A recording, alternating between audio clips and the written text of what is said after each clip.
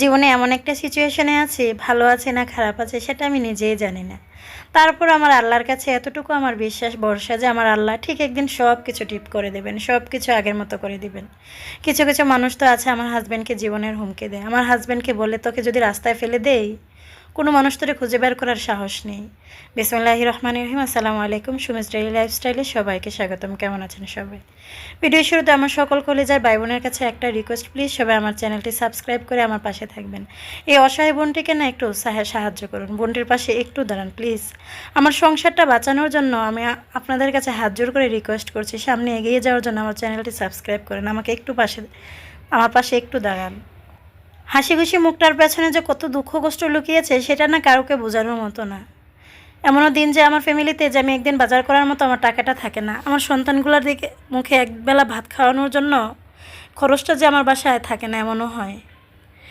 এই সিচুয়েশনটা আমাদের যে করেছে,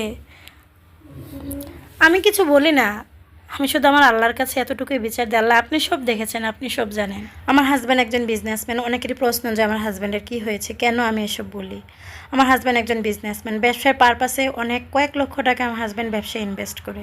যেই লোকের কাছে টাকাগুলো দিয়েছিল ওই লোক টাকাগুলো নিয়ে পালিয়ে গিয়েছে। এখন কোনোভাবে না আমরা তাকে ধরতে পারতেছি না। তার অনেক ডকুমেন্টস আমাদের কাছে আছে, তার বাসাও আমরা ঠিকানা জানি, কিন্তু তার বাসায় গেলে তাকে খুঁজে পাওয়া যায় না, তার অফিসে গেলে তারে পাওয়া যায় না। কি করব, কোথায় যাব না কিছুই জানি না, এতটা অসহায় হয়ে গিয়েছে। আমার হাজব্যান্ড খুব ডিপ্রেশনে ভুগতেছে। লাস্ট 3 দিন আমার হাজব্যান্ড অফিসেই যায় নাই। লাস্ট 3 মাস, 3 মাস যখন অফিসে যায় নাই, আমার সংসারটা যে কি হয়েছে এটা একমাত্র আমি জানি। কীভাবে দিনগুলো পার করতেছি এটা একমাত্র আমি জানি। খরচ কোথায় থেকে করব, কোথায় থেকে ছেলেমেয়ের লেখাপড়া করাবো, কি করব, আমার মাথায় কোনো কিছুই ঢুকে না। এত কিছু চিন্তা ভাবনা করতে করতে না খুব মানসিকভাবে বিপর্যস্ত হয়ে যাচ্ছে, খুব অসুস্থ হয়ে যাচ্ছে। এখন আর কোনো কিছুই ভালো লাগে না। এখন শুধু একটাই টেনশন, কিভাবে আমার সন্তানগুলোকে লেখাপড়া করাবো, কিভাবে আমি সংসারে খরচ চালাবো। জানেন, আমার হাজব্যান্ডের এই সিচুয়েশনের কারণে আমার আপন মানুষগুলো না আমার দূরে সরে গিয়েছে।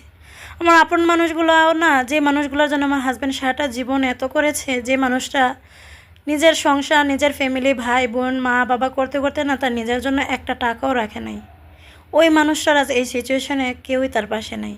সবাই তাকে তুচ্ছ-তাচ্ছিল্য করে কথা বলে। জীবনে মানুষের তো ভুল হতেই পারে, সে হয়তো না বুঝে কাজটা করে ফেলেছে বা জমা দিয়ে দিয়েছে টাকাগুলা। কিন্তু এখন তো আমি তো তাকে ছেড়ে যেতে পারবো না, তাই না? যে মানুষটা সুখের সময় আমি ছিলাম, যে মানুষটা টাকা পয়সা বাড়ি গাড়ি ছিল, সব কিছুই আছে, এখন তার এই ক্রাইসিসের সময় আমি তার পাশে থাকবো না, এটা তো হয় না। আমি জানি আমাদের বিপদ সারা জীবন থাকবে না, কিন্তু এই যতদিনে আছে তার পাশে আমি একটু দাঁড়াতে চাই। সবার কাছে একটা রিকোয়েস্ট, প্লিজ আমাকে একটু সাহায্য করুন, একটু আমার চ্যানেলটা সাবস্ক্রাইব করে আমার পাশে